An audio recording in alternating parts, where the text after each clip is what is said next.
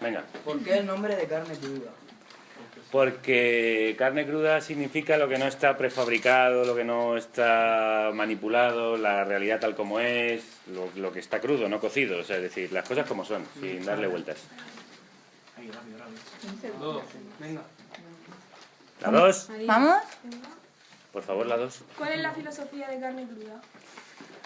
Bueno, informar, divertir, entretener y sobre todo inconformar. Es decir, que formar espíritus inconformistas. Es decir, que la gente no se conforme con la primera versión de la realidad, con lo que cuenta los discursos oficiales o todos los demás medios, sino que por lo menos contraste no solo lo que dicen los medios, también lo que decimos nosotros. Es decir, tratar de abrir las orejas y el espíritu para que la gente sea inquieta y busque otras versiones de la realidad y otra manera de mirar y de escuchar. ¿Qué significan para ti carne cruda y el periodismo? Carne cruda y el periodismo. Bueno, es que son dos cosas distintas. Bueno, no son de todo distintas, pero quiero decir. Yo trato de hacer en carne cruda el periodismo en el que creo, que es un periodismo cercano a la calle, al sentir de la gente, especialmente a las personas que se comprometen con la realidad que estamos viviendo. Entonces, en ese sentido, se dice que es un programa de periodismo comprometido, lo cual es en realidad una redundancia, porque los periodistas debemos siempre estar comprometidos con lo que pasa, es decir, no con los intereses de quien nos paga ni con la empresa para la que trabajamos, sino en realidad con la sociedad en la que vivimos, porque somos un servicio público. Estoy yendo rápido, ¿eh? ¿Siempre quisiste estudiar periodismo? Pues sí, la verdad es que muy jovencito, porque yo quería escribir. Y se supone, bueno, no hay una carrera para escribir, no hay la carrera de literatura, puedes estudiar letras, pero en realidad si quieres ejercer el oficio de escritura, el periodismo es lo más cercano. Entonces yo, aparte de hacer radio, y aparte de la radio además escribo guiones, es decir, no me gusta mucho la escritura, pues escribo en revistas, publico artículos, publico algún libro, de algunos relatos, algunas poesías también. ¿Y pensaste alguna vez que dirigirías tu propio programa? Bueno, siempre lo sueñas, claro. O sea, tienes que aspirar a ello. Sí, a mí. O sea, no sé si lo pensé de voy a tener mi propio programa de radio, porque en realidad yo no tenía claro que me fuese a dedicar a la radio. Yo escuchaba mucho, sobre todo radio musical, y estaba muy enganchado a esa radio y me encantaba. Y desde pequeño he escuchado la radio, pero no pensé en principio, pensé más en dedicarme a escribir. Sin embargo, de repente me di cuenta que, bueno, que la radio es lo que llevaba escuchando desde pequeño. Se me cruzó la oportunidad además de empezar de hacer un máster en Radio Nacional, y ahí de repente me di cuenta que es lo que quería hacer. Pero vamos, si alguna vez os queréis dedicar a la radio, yo os recomiendo que aspiréis a lo más importante, a lo más alto, sobre todo a contar vosotros cómo veis las cosas. ¿Tienes o tenías como referencia algún programa? ¿De la radio? Sí, muchos, ¿no? Hay mucha gente a la que escuchaba. Pasa que vosotros a lo mejor no conocéis a algunos de ellos, pues Jesús Quintero, que a lo mejor lo habéis visto por algún programa de televisión, que presentaba un programa que se llamaba Ratones Colorados. Suena lo de cuña. Eso lo habéis visto, pues eso es del programa de Jesús Quintero en la tele. Es uno de los personajes que él llevaba. Pero él tenía muy antiguamente un programa que se llamaba El Loco de la Colina, que era un tipo que, bueno, pues contaba las cosas que le pasaban por la cabeza. No las escribía él tenía unos guionistas, bueno, pues hablaban de literatura, de pensamiento, de filosofía, y era un programa nocturno además muy particular, ¿no? El tipo hablaba mucho de lo que le pasaba por la cabeza y te hacía reflexionar, y luego te hacía unas entrevistas brutales. Y luego, pues no sé, pues también Andrés Averasturi, que era otro muy grande entrevistador, Iñaki Gabilondo, que estaba en la serie y hacía el programa de las mañanas. Y luego mucho me gustaba la radio musical, yo escuchaba mucho Radio 3. O sea, una vez primero empecé escuchando los 40 principales, pero cuando me empecé a dar cuenta que siempre repetía las mismas canciones, pues dije, igual existe otro tipo de música. Y entonces empecé a escuchar Radio 3. Y en Radio 3 había programas que no contaban la música como máquinas, sino como personas. Es decir, cada locutor era alguien dándote su punto de vista sobre las canciones, que a mí me parecía que era una manera distinta de contar la radio a lo que hacen en la radio fórmulas, que en el fondo es simplemente una especie de máquina de discos con una voz muy impersonal. ¿Eres el periodista al que más admiras? Y sería difícil de decir. El periodista. Pues no sé, o sea, hombre, a ver, Maruja Torres, por ejemplo. Maruja Torres es una señora que tenía 70 años, pero ha sido corresponsal de guerra, ha estado en muchísimas zonas de conflicto. Y fue una de las primeras mujeres aquí en España que se cogió el Macuto y se iba a las zonas más complicadas y peligrosas del mundo. De hecho, un par de veces estuvo a punto de perder la vida, y el fotógrafo que la acompañaba en Panamá, cuando los americanos invadieron Panamá, en los años 90 murió de un disparo en la cabeza al lado suyo. O sea, que es una mujer que ha vivido mucho, y luego ella además es escritora, publica novelas y publica libros de memoria sobre lo que ha vivido. Os recomiendo que si os interesan las mujeres, el periodismo y demás, pues Maruja Torres es un referente. ¿Tienes miedo de que Carmen Cruda tropiece de nuevo? No, porque ya hemos tropezado tanto que nosotros, o sea, si tropezamos no nos pasa nada. Quiero decir, estamos, las rodillas las tenemos ya enrojecidas y estamos muy acostumbrados a caer. Nosotros tendríamos, yo la primera vez sí que me llevé una gran decepción y un disgusto muy grande y un cabreo monumental. Pero ahora ya, y además, nosotros ahora hacemos un programa que lo hacemos pagado por los oyentes, no tenemos ni, o sea, estamos asociados a un medio digital, al diario.es, pero lo hacemos por nuestra cuenta. Es decir, a nosotros, mientras nos siga pagando la gente, a mí no me pueden echar, si es que soy mi propio jefe. Mis jefes son los oyentes, los que lo pagan, ¿no? Pueden decir, pues ya no me gusta el programa, pero por ahora está funcionando fenomenal. Es el programa que ellos querían que hiciéramos y que estábamos haciendo. O sea que ya veo, a nosotros o nos echan del país o ya no nos pueden echar de ningún sitio. Porque de la radio ya nos han echado. ¿Cómo te afectan las críticas negativas a hacer programas así que las hay? Sí, sí que las hay, claro, hay muchas. Hay gente que lo considera un programa muy tendencioso, que es de una ideología política que es la contraria a la suya, entonces no la aceptan. Yo creo que de las críticas, y lo hemos dicho antes en el programa, se aprende más que de los halagos. A veces duele, o sea, cuando te dicen esto lo has hecho mal, a todo el mundo le molesta, ¿no? Y al principio intentas rebatirlo, defenderte. A veces, además, yo creo que lo rebato con mis razones. Pero también creo que detrás de cada crítica, si está hecha de una forma constructiva, suele haber un pozo de verdad. Y no es malo tenerlo en cuenta. Siempre que esté hecho eso, desde el espíritu constructivo y no desde el odio, porque el odio sí que no... Como decía Yoda, el odio no provoca nada bueno. ¿A quién le toca? ¿Por qué decidiste apostar por la radio online? En realidad porque no me ha quedado más remedio, porque nosotros estamos en las emisoras convencionales, en la radio convencional, en 2 emisoras hemos estado, y en la primera nos echaron y en la segunda, digamos, que nos invitaron a irnos, porque el programa es tanto para ciertos gustos un poco radical políticamente, y bueno, pues ya habéis visto también cómo es, ¿no? O sea, que decimos y hablamos de una manera que en la radio convencional no están muy acostumbrados, que se diga la palabra follar o cosas de estas, que a nosotros nos parece de lo más normal, pero que eso genera pues ciertos movimientos, pero sobre todo ha generado muchos problemas por las cuestiones políticas. Porque en España vivimos no sé si estáis muy al tanto de la actualidad política, pero sabéis que han gobernado siempre o PP o PSOE, y que esos partidos están empezando a venirse abajo y de repente aparecen nuevos partidos como Podemos y demás, y nuestro programa pues de alguna forma representa ese espíritu de la gente en la calle, y entonces las empresas en realidad pues están muchas veces pagadas por grandes empresarios que tienen mucha cercanía con esos 2 grandes partidos, y entonces eso genera problemas. Pues si tú atacas a esos 2 partidos y los que pagan esas empresas, estas emisoras, pues tienen o relación o directamente son esos gobiernos, pues... Porque nosotros nos echaron primero de la radio pública, cuando el PP llegó al gobierno, y luego de una radio privada, la SER, que tiene mucha relación con el PSOE. O sea, que más o menos nos han echado el PP y el PSOE. Hemos visto en la página de Carmen Cruda que explicáis cuánto dinero necesitáis para realizar un programa semanal. Pero queríamos saber cómo es esa actitud, a qué destináis ese dinero. ¿A qué destinamos ese dinero? Pues a alquilar ese estudio, a pagar al técnico que habéis visto que trabaja ahí, a pagar al equipo, es decir, a pagarnos nosotros nuestros sueldos, que la verdad es que no son muy abultados, y luego pues el servidor de internet, la plataforma de internet, perdón, que utilizamos, Spreaker, para emitir en directo, pues eso tiene un alquiler bajo, pero bueno, tiene alquiler. ¿Qué más? Pues bueno, para todos los gastos de empresa que genera tener una pequeña emisora o un pequeño programa, pues genera gastos de empresa. Pero básicamente a pagar el personal y pagar el estudio. O sea, básicamente el personal y el estudio, que es lo que en realidad es un presupuesto, y a los colaboradores, claro. Cada uno de esta gente que viene a hacer una sección se le paga también una cantidad más simbólica que efectiva, porque o sea, con esto no va a salir de pobre, le da para que se tome unas cuantas cañas. porque somos un programa muy pequeño. En realidad, un programa de estas características, que además hoy no lo habéis visto porque hoy no hemos tenido, pero generalmente tenemos actuaciones en directo, siempre vienen grupos a tocar y demás. Pues con todos estos colaboradores que tenemos, que nosotros tenemos muchos colaboradores, y con el estudio y demás, esto costaría muchísimo más caro que 4.000 euros al mes. En realidad está hecho un presupuesto muy a la baja para intentar poder hacer más programas. O sea, está muy en las emisoras convencionales, que tienen mucho más presupuesto que nosotros, pagan infinitamente más.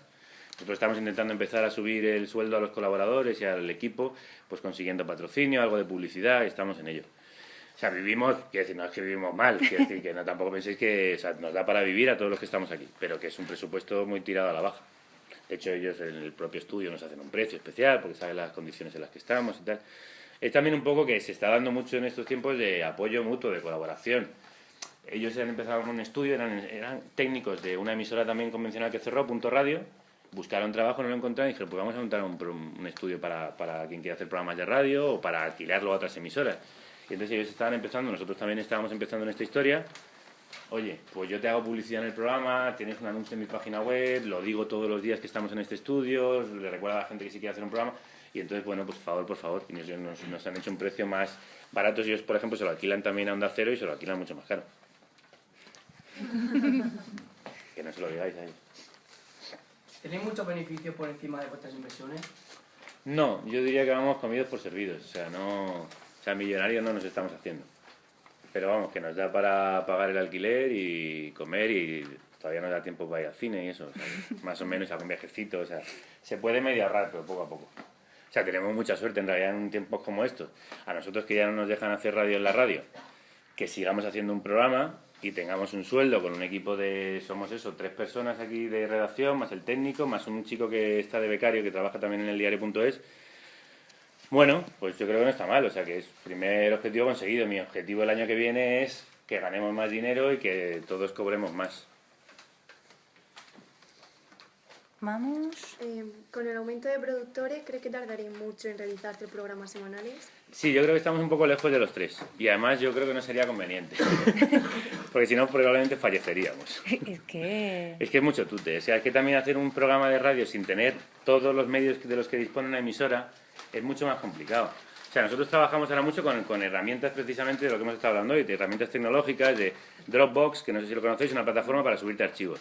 Nosotros todos tenemos una carpeta compartida y subimos todos los audios que habéis visto, todas las músicas y todo eso. Cada programa tenemos que ir buscando, pues búscame cortes de la película Hackers o de la película Filcones y no sé cuánto.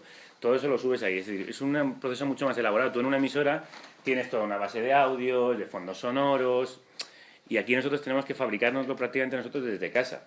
Pues por ahí, metiéndonos en YouTube, sacando cosas de aquí y de allá, metiéndonos en páginas que hay de músicas gratuitas. También tenemos Roberto, que es técnico en la SER, aparte de nuestro, pues tiene acceso a bases de música, y entonces pues nos busca fondos sonoros. Pero es muy trabajoso, o sea, cuesta mucho no estar en una emisora. es como si más es como artesanal. si, bueno, es como si imaginaos que quisierais dar clase en un sitio donde no están preparados para dar clase, o sea, donde no tenéis una biblioteca, unos profesores, una dirección, un recreo, unas oficinas, no hay medios. Pues aquí pasa igual, o sea, nosotros trabajamos en una oficina, luego venimos aquí a hacer el programa, casi todo lo hacemos en red, los colaboradores trabajan en red con nosotros, es decir, van subiendo sus cosas y nosotros las vamos pillando, las ponemos al guión. Y bueno, pues es más costoso que hacer un programa si te estás en una emisora con todos los medios a tu disposición, pero aún así sale, porque bueno, por ejemplo, una cosa muy sencilla, cuando tú estás en una emisora, todas las emisoras tienen estudios en todas las ciudades de España, en casi todas las grandes. Y cuando estáis escuchando la radio, a veces el locutor está en un sitio y la otra persona, que suena igual de bien, está en una ciudad distinta. Pues se hace una conexión entre estudios, lo que se llama duplex en la radio. Nosotros no tenemos la posibilidad, no tenemos red de emisoras, nosotros tenemos este estudio. Entonces, bueno, pues tenemos que hacer muchas más cosas por teléfono o con el Skype. Por ejemplo, nosotros hacemos muchas entrevistas, hoy no, pero muchas veces por Skype. Nos conectas al Skype, pero bueno, más o menos suena bien. Y en fin, que luego lo bueno de ahora es que hay medios, como decía antes Luis Iván, el chico este que ha venido, medios a vuestro alcance para hacer lo que queráis. Para hacer un programa de radio está chupado. O sea, hacer un programa de radio, esto ya es a nivel más profesional y más elaborado, pero cogerte tu móvil, tu micrófono del móvil, bajarte músicas de la red. Hay programas de edición facilísimos, algunos de ellos gratuitos. O sea, hacer programas de radio es muy fácil, muy sencillo. De verdad que lo aconsejo si os apetece, podéis ir probando. Y lo bueno es que ahora hay tecnología precisamente que te permite a gente como nosotros, que no está en una emisora, hacerlo. Hemos visto que tienes un grupo de música llamado Forastero. Anda, mira. Si tuvieras la oportunidad de dedicarte totalmente a la música, ¿dejarías el periodismo de No, lado? no, porque son dos cosas que me gustan por igual y casi te diría que me apasiona. O sea, la música soy semiprofesional, es decir, de hecho en algunas épocas de mi vida he vivido de la música, cuando me iba peor en el periodismo, pero es que me apasiona tanto más el periodismo, o sea que no he pensado nunca dejarlo ya más. En España la música es muy difícil dedicarse, de hecho muchos de los grupos que bueno, si os gusta música muy famosa, pues esa gente sí vive de la música, pero si os gusta música un poco más alternativa o independiente, muchos de esos músicos que aparecen en las revistas y que parece que se están comiendo el mundo, pues muchas veces tienen otro trabajo, porque en España vivir de la música es muy complicado, no existe además ninguna protección estatal a los músicos. En Francia, por ejemplo, si tú haces un número de conciertos al año y que tienes que además certificarlo, pues te pagan una especie de seguridad social o de paro si dejas de dar conciertos, te pagan un suplemento para, bueno, pues que se considera patrimonio, en plan, los músicos son parte de nuestra cultura, si no tenemos músicos, ¿qué pasa? Entonces a los músicos se les paga, pero no solo los de clásica, se les paga a los de rock and roll, a los de electrónica, a todos, los que tengan un trabajo continuado. Y aquí la verdad es que es muy complicado, entonces yo... Además hago una música un poco extraña, instrumental, encima no cantamos, o sea, lo nuestro no tiene mucho éxito de masas. Pero entonces tú eres músico de... Yo toco la batería. Y entonces empezaste a... Pues en realidad fue por casualidad, yo hice un viaje a Estados Unidos, de estos que haces para estudiar un mes en verano, y me tocó una familia que el padre tocaba la batería. Y claro, yo flipé. Vi el tío ahí tocando la batería y dije, ostras, yo quiero tocar esto y tal. Y cuando volví a casa, pues tendría vuestra edad, pues con una perra de que yo quería comprarme una batería, y mi padre, ¿tú qué dices, niño?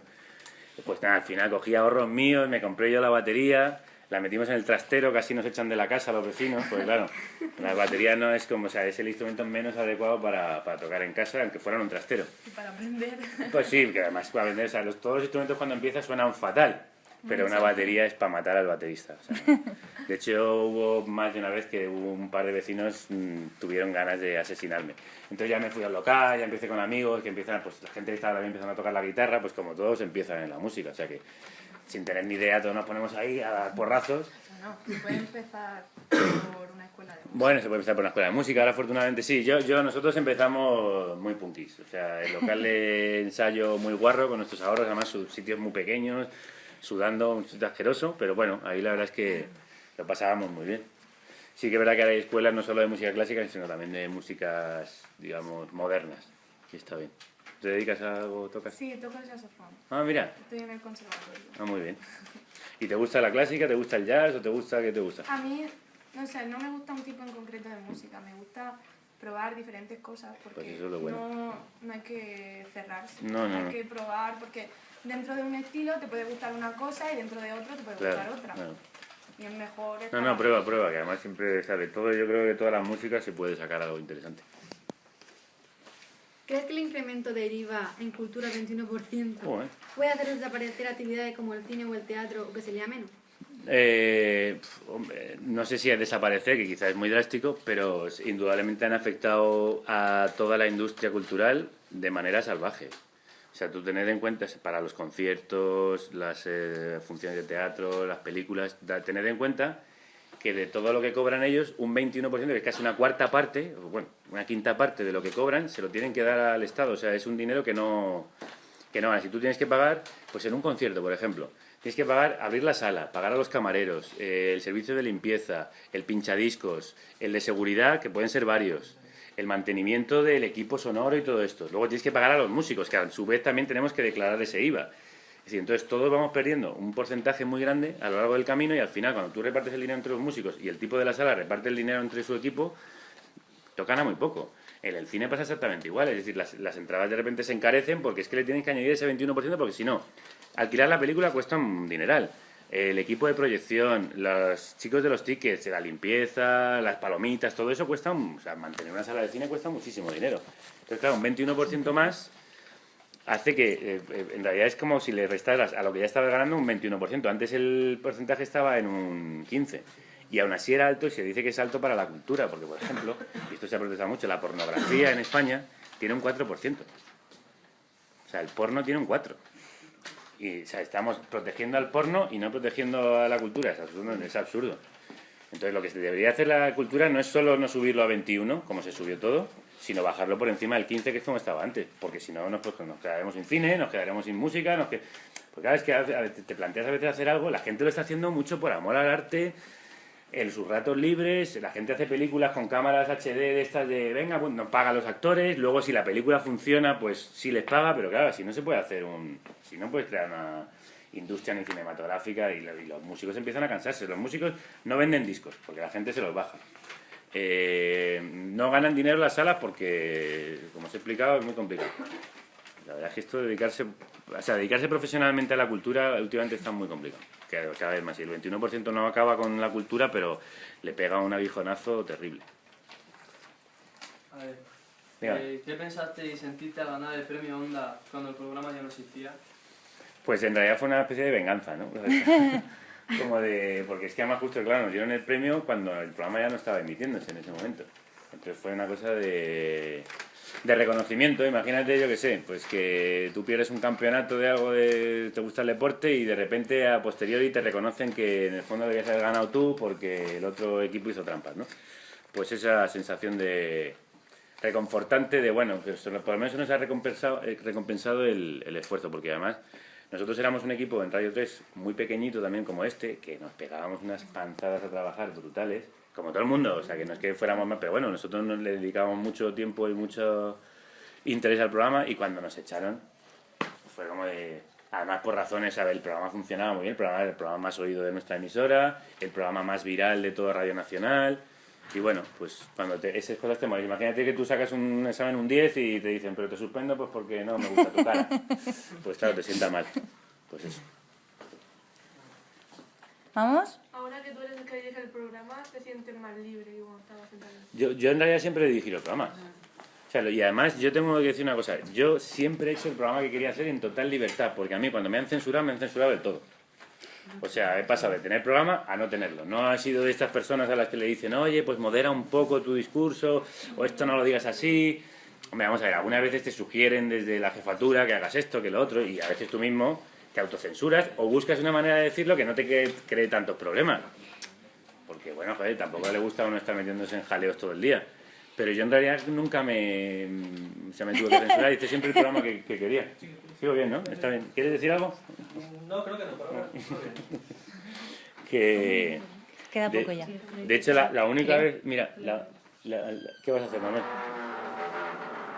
Déjalo que te abrimos nosotros. No, sí, da igual. Que la única vez que a mí me dijeron algo... Bueno, me han pasado así dos cosas de cosas que hemos tenido que censurar, pero algunas ya emitidas.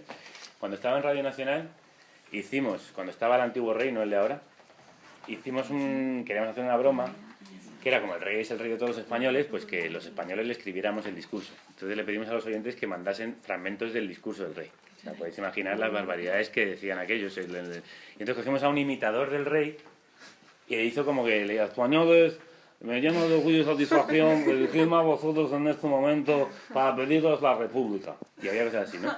Entonces era como darle toda la vuelta, y lo hizo un imitador de Radio Nacional que lo hacía fenomenal. Entonces que realmente parecía el rey. Y entonces yo no sé cómo... bueno, sí, el imitador que además trabajaba en Radio Nacional y varias emisoras, Radio 1, Radio 2, pues trabajaba para Radio 1, para el programa que había por las mañanas. Y entonces pues se lo dio a comentar a alguien me han hecho grabar esto de carne cruda, unas cosas y tal. Y entonces llegó al director de todo Radio Nacional, que me conoce a mí perfectamente, hay buen rollo. Y me llamó y me dijo, ¿qué vais a hacer con el rey? Y yo le explico toda la historia y dice, ¿lo puedo escuchar? Digo, bueno, toma. Y entonces lo escuchó, y curiosamente todo aquello teníamos como 4 o 5 sketches, o sea, como fragmentos, porque supone además que esto era el día 23 o algo así de diciembre, en plan, conectamos con la Casa Real que está el rey ensayando. Y entonces lo escuchamos. Y lo curioso es que nos dijo que no emitiéramos uno. Pero yo escuché ese y a mí había otros que me parecían mucho más bestias. Digo, no sé, pues a ese le pareció como que ese podía ser muy delicado y por favor no lo emitas. Entonces ha sido la única vez que me han dicho que no emitiese algo, pero emití todo lo demás. Quiero decir que lo del rey y la broma esta se emitió, salió adelante. Y luego hicimos una vez una broma con Bankia en la SER. Y se convirtió además en un audio muy viral. O sea, en una cuña parodiando, había un anuncio de Bankia que decía, volvamos a los principios. Pero ellos hablaban de los principios éticos y morales, ¿no? Como de Bankia vamos a ser muy éticos y vamos a respetar a nuestros clientes y tal. Y nosotros dijimos, volvamos a los principios. Y entonces contamos toda la historia de los robos de Bankia. Y era exactamente igual, la cuña tú la oías y parecía el mismo anuncio, pero con un mensaje totalmente distinto. Y claro, se lió muy parda, o sea, empezó todo el mundo, qué bueno esto, no sé qué, cuánto. Y entonces llamó Bankia, que es el anunciante de... Claro, esto es, o sea, igual es curioso que os lo explique. Bankia es anunciante en la SER, o sea, pone mucho dinero para que salgan cuñas. O sea, es una parte importante de los ingresos de la empresa. Y claro, pues llamaron que vamos a quitar la publicidad en vuestra cadena, porque es que esto no se puede permitir, no sé qué, no sé cuánto. Claro, y esto también hay una parte que es delicada. Yo estoy haciendo mi trabajo, pero también mi trabajo puede interferir y perjudicarme, no solo a mí, sino al resto de compañeros. Imaginaos que de repente Bankia decide que se va de la SER. Y que se lleva, estamos hablando de a lo mejor pues, 10 millones de euros, o estamos hablando de muchísimo dinero, que paga parte de los sueldos. Entonces, claro, afortunadamente la cosa no llegó a mayores, es simplemente un toque de atención de que este tío no se pase. Y tú también tienes a veces que, o sea, en tu trabajo yo también sé que no trabajas solo. O sea, yo ahora soy más libre, no tengo a nadie ni incomodo a nadie, pero aún así, si estás en una empresa, pues trabajas con más compañeros y les puedes perjudicar, les puedes hacer daño. En una entrevista que te hicieron y que vimos en clase, hablaste sobre un asociacionismo con otras radios. ¿Podría ser una realidad? Está todavía muy... Hola. Está en pañales. O sea, es que estamos, la gente que está haciendo radio online está empezando ahora, estamos empezando ahora. Es que en realidad es un movimiento muy pequeño, pero hay gente haciendo cosas muy interesantes con muy pocos medios, como nosotros, así, muy casero. Yo creo que se tiene que desarrollar tanto las ideas que están haciéndose al margen de la radio convencional, como también la tecnología. O sea, ahora mismo la gente escucha todavía mucho más la radio. Vosotros supongo que escucháis la radio en el coche o en casa, si es que escucháis la radio o ni la escucháis. No, es que yo conozco mucha gente, incluso de mi edad, que no escucha mucho la radio. ¿Vosotros escucháis la radio? Sí, claro. ¿Sí? ¿Y dónde la escucháis? En el coche. ¿Y en casa y eso tenéis algún aparato de radio o algo o no? En el coche, ¿sí? ¿Vosotros? ¿Y en el móvil no escucháis la radio? Deporte. Sí. Bueno, pues eso. Es que quiero decir, todavía...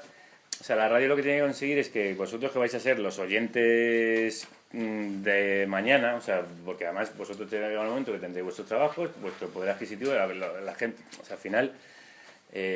los medios de comunicación lo que venden es clientes, o sea, necesita gente que se gaste dinero en cosas, porque por eso tienen publicidad.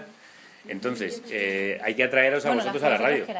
Y todavía está muy por desarrollar pues la escucha online, que la gente, pues si te gustan los deportes, pues que te bajes el programa de deportes después si no lo has podido oír por la noche, que te bajes el partido si no lo has podido oír la retransmisión, si te mola la música, tus podcasts de programas de radio de música que te gustan. Y ese tipo de cosas todavía están en España empezando. O sea, en países como Estados Unidos, por ejemplo, casi todo el mundo en el móvil tiene sus programas de radio, se los baja. Que le gusta la historia, se baja su programa de radio de historia. Que le gusta el cine, programa de estrenos de cine, programas buenísimos. Y eso en Estados Unidos, por ejemplo, en países como Inglaterra tienen más costumbre. Que utilizan el móvil ya más para esas cosas también, aparte de para... También es que esto tiene que variar. Voy a ser breve.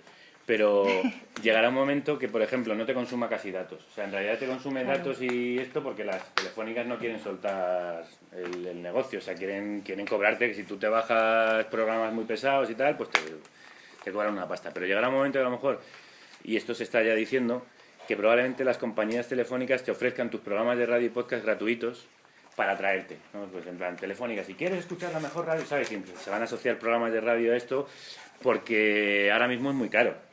O sea, es bastante insostenible por el móvil. Escuchar demasiada radio no es fácil. Pero en realidad no es porque no pueda, o sea, tecnológicamente se puede. Lo que pasa es que las compañías telefónicas, que son en realidad la madre del cordero de todo, o sea, las que ganan en el mundo ahora mismo, en todo, o sea, esto que hablábamos de la cultura y demás, los que se llevan la pasta son las telefónicas. Porque tú al final siempre vas a estar conectado. Tú ya puedes piratearte todas las películas del mundo, bajarte todos los discos que tú quieras y no pagarle un duro al músico. Pero tu ADSL lo tienes que pagar, porque si no te cortan el servicio. ¿Y de qué sirve una ADSL si no tiene nada que ofrecer? O sea, imagínate que una compañía telefónica te ofrece tal, pero no tiene ni cultura, ni información, ni si todos los demás dijeran, pues nosotros pasamos de dar contenido. O sea, en realidad las telefónicas ganan mucho dinero por un contenido que ellos no producen. O sea, lo producen todos los demás. Nosotros producimos un contenido de radio, la gente hace un periódico, la gente hace sus páginas web, y los que se llevan la pasta siempre las telefónicas. Son el enemigo. De las que quedan dos con fundamento, A ver. No, dale. A muchos españoles nos gustaría que alguien con buenos principios e ideas claras encontrara la solución para todo lo que está pasando en nuestro país. ¿Qué solución le daría actual presidente del gobierno y a los españoles para poder conseguir un país mejor? Bueno, ¿a quién se le ha ocurrido la pregunta esta de darle quién conoce el sentido de la vida, ¿no? Esta es difícil. Vamos a ver. La solución a todos los problemas de este país no la hay porque este país, como todos, tiene muchos problemas, pero yo creo que un poco de honradez, honestidad y sobre todo modernizar la mentalidad de este país sería lo fundamental. O sea, que es que vivimos muy en el pasado con unas estructuras... Aquí siguen mandando los mismos que mandaban... ¿Habréis oído hablar del franquismo? Pues más o menos los mismos. Más o menos los mismos. Con otras caras, con otros trajes y con pinta de demócratas, pero en realidad siguen siendo las mismas familias, con los mismos dineros y... Hay mucha gente que controla cómo se hacen las cosas y además cuando sale alguien que dice que quiere hacer las cosas de manera distinta, pues generalmente le persiguen, le reprimen o lo apartan, ¿no? Pero yo creo que en este país, esto lo decía, bueno, lo ha dicho mucha gente, pero lo dice mucho Julián Quita, ¿no? Que España es un país de chorizos y es verdad que estamos muy acostumbrados a, pues, a no declarar en Hacienda, a quitar esto, pues no me hagas factura, que te lo pago en negro, todo este tipo de historias. Que yo creo que si empezáramos a ser responsables de la sociedad en la que vivimos, porque al final no vivimos solos, entonces todos vivimos en común y pues como nosotros en clase, pues ya te lleves mejor o peor con el compañero, tienes unas normas que respetar pues para no hacerle daño, para no pisarle su terreno, para comportarte como debes comportarte éticamente cuando vives con los demás. O sea, si no te vas a un monte, a la montaña y te apañas tú cazando conejos, pero si vives en una ciudad o vives en un pueblo con vecinos, pues tienes que respetar a tus vecinos. Y yo creo que lo que nos pasa que a lo mejor a veces respetamos al vecino de al lado, pero no respetamos a los vecinos con los que vivimos, que somos todo el país.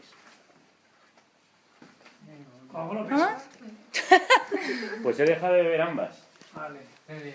Pues primero, porque además, la Coca-Cola la Pepsi tiene un azúcar que te mata, o sea, que es brutal, y luego además Coca-Cola está echando a gente de sus trabajos aquí en España en contra además de la ley, o sea, que han salido 2 sentencias diciendo que los despidos han sido ilegales y Coca-Cola, en vez de readmitir a los trabajadores, está tratando de cerrar sus fábricas, así que yo le hago boicot a Coca-Cola. Y una cosa, tú cuando estás retransmitiendo, ¿cómo te sientes? O sea, el momento ese de... Pues mira, una mezcla de nerviosismo al principio, aunque no los ves, que es una cosa curiosa, pero claro, no estás viendo a nadie, en el fondo podría decir, aquí no te está escuchando ni tu padre. Sí, pero tú pregúntale a Raúl cómo se ha puesto. ¿Te has puesto muy nervioso, Raúl? ¿Y yo? Sí, yo me he puesto nerviosa de escucharlo. Claro, bueno, pues yo todavía, joder, llevo años haciendo esto, pero todavía te pones un poco nervioso, que yo creo que está bien, ¿eh? O sea, a mí me pasa como cuando toco. Llevo muchísimos años subiendo a escenarios, pero tienes esa tensión, de cierta emoción de voy a hacer algo, me está escuchando la gente, a ver qué tal sale, cómo lo hacemos. Entonces yo hago el programa así con mucha adrenalina, de hecho muchas veces cuando termina el programa me vengo abajo, me pega un bajón de estos de o me dais de comer o me lleváis en carretilla y luego es muy divertido, es emocionante, o sea, tiene una parte, a mí la radio me parece muy divertida de hacer, porque además luego conoces a mucha gente. Es que la radio está muy bien porque tiene además una cosa mucho más atractiva para mí que la televisión, que yo trabajo en televisión, yo estuve presentando un programa en televisión española por las mañanas y claro, estás siempre delante de la cámara, te ven todos los gestos, vas maquillado ahí con el traje, no sé qué, estás como más tieso. Aquí no, aquí puedes estar en zapatillas, con la mesa encima, con los pies encima de la mesa, realmente te puedes estar rascando, no sé qué, y no se ve, y entonces tiene esta cosa familiar de estar por casa. Y entonces para mi gusto tiene muchas ventajas. Pues eso, porque estás muy a gusto, porque conoces a gente muy interesante, ya habéis visto, aquí viene gente que te empieza a hablar y te cuenta historias que te alucinan generalmente. Entonces aprendes un montón. Hombre, no profundizas en todos los temas, luego algunos temas que te interesan más y dices, joder, este tío que vino, me voy a leer el libro. Pero te despierta la curiosidad por muchas cosas, te lo pasas muy bien y luego al mismo tiempo eso es muy relajado. Y la radio, más que otros medios, sobre todo en comparación con la televisión, que es el otro medio audio que existe en competencia, ¿no? Aunque la tele tiene mucho más éxito y lo ve mucho más gente, pero la radio en realidad es más, yo creo que es mucho más sincera. O sea, yo trabajo en televisión y en televisión ahí te maquillan 20 veces, todo está muy mentido, muy falseado. Y de hecho cuando en televisión, yo me acuerdo de algún programa, decía, oye, ¿por qué no hacemos esto? ¿Te quieres salir un poco del patrón y de la norma? Es un cirio. No, porque es que a ti te está pillando esta cámara, entonces si tú te mueves para allá y te vas de lo... Luego hay programas, por ejemplo, que además hay programas de tele muy buenos, donde la gente se mueve muy libremente y son programas modernos que saben, digamos, captar a la gente en su salsa. Pero la mayoría de programas de televisión que se hacen son muy rígidos ahí, todo el mundo. Y ahora miras aquí, luego te das la vuelta y miras ahí donde se enciende el pilotito y tal. Y viene una chica que le tiene sudor aquí, te maquilla 10 veces. Y tú ya estás como con un montón de pote en la cara diciendo que esto se acabe. Y aquí no, esto no pasa aquí. ¿Qué programa era? Esta mañana. Bueno, con el original título de Esta mañana. Se emitía por la mañana y lo presentábamos Pepa Bueno y yo. Duró afortunadamente 6 meses. Porque fue un suplicio. Además, en la televisión pasa mucho que tú presentas un proyecto de programa. A mí me llamaron para hacer un magazine un poco al estilo de los magazines de la radio, pues con entrevistas a actores, a músicos, a escritores, no sé qué, una cosa más de tertulia, ¿no? Y acabamos haciendo España Directo, la señora que se le ha caído encima una puerta y la ha matado, el tiempo por España, yo qué sé, pues los niños en el colegio cuando hay huelga, no sé, ese tipo de temas que a mí pues no me parecían tan interesantes, bueno, más del día a día. Y fue porque en la tele tú haces un programa y al día siguiente te dan la audiencia. A la primera hora de la mañana, tú cuando llegas a trabajar te dicen, ahí hicimos no sé cuánto. De SARE, ¿no? De lo que es. El SARE es, bueno, es traducido del inglés, la porción de audiencia que tienes tú. Y claro, en función de eso tienes publicidad, más o menos. Y en función de eso los programas se mantienen y se quitan. Entonces, claro, es una esclavitud diaria, porque en la radio tú sabes la audiencia, bueno, nosotros sí podemos saber la gente que descarga los programas, tal y cual, pero bueno, no te importa tanto, porque nosotros trabajamos en otra liga. Pero en la tele todos los días, todos los programas tienen no solo la audiencia global, sino la audiencia minuto a minuto. O sea, que te dicen, mira, en este minuto estabas hablando de, imagínate, yo qué sé, de niños maltratados y pico de audiencia. Y en esta te pusiste a hablar de, yo qué sé, de agricultura y problemas en la pesca y un bajón. Pues hablemos de niños maltratados. Entonces al día siguiente va a hablar de niños maltratados. O sea, que esto condiciona mucho, vira la curva y te dice, pues este tema está funcionando fenomenal. Y entonces venga, a darle a ese tema. Y hay un momento que es como de, pero es que no estamos siguiendo los criterios periodísticos, es decir, vamos a ver, ¿esto es interesante o no es interesante? ¿De esto ya hemos hablado o no hemos hablado? No, se van mirando todo el rato. Por eso habéis visto que en publicidad de repente, en la tele están de repente hablando y dicen, vámonos a ir ahora a publicidad. Que saltan corriendo a publicidad. Porque la cadena de la competencia o se ha ido a publicidad o tiene un contenido que les parece que es un buen momento para hacer publicidad porque están todos a ti. Y en unas reuniones, esto tendríais que haberlo visto.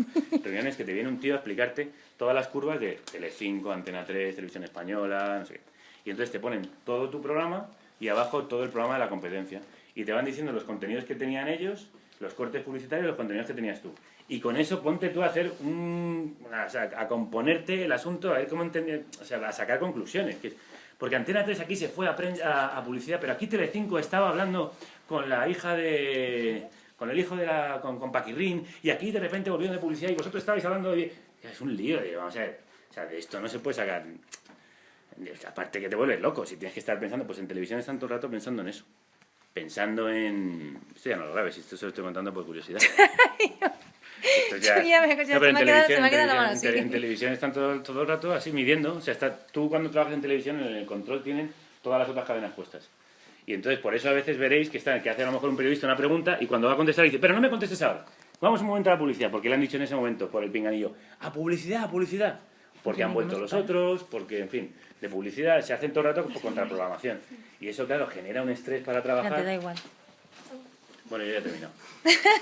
Una cosa. Venga. En el momento, o sea, ¿cómo se te ocurre cuando tú escribes un guión? Lo que se te ocurre, cómo lo piensas, o sea...